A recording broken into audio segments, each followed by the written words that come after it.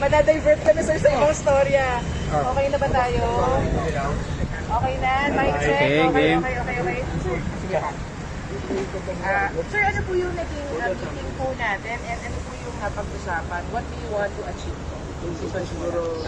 Yan, Interagency Committee, we already convened this before during the oil spill in Mindoro. And we're just doing the same thing now because we have made this the standard operating procedure at the DOJ to make sure that these things are not neglected or ignored by the government. So we brought everybody together.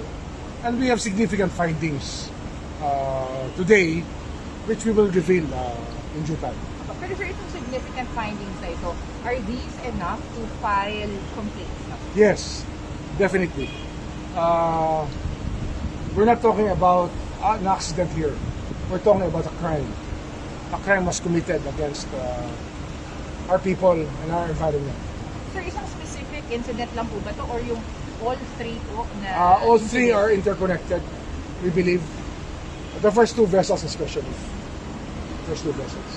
Sir, katulad po ba nung dati, wala pong kumbaga sasantuhin itong investigation? Wala tayong pakakawalag dito.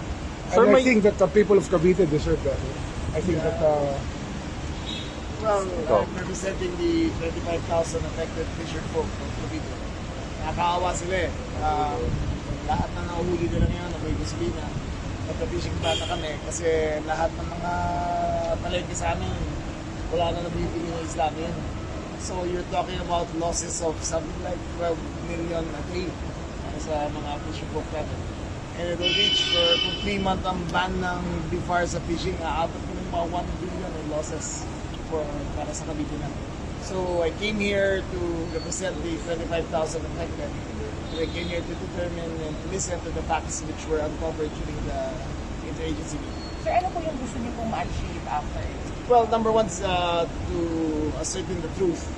Number two is to seek compensation for the affected Caviteans.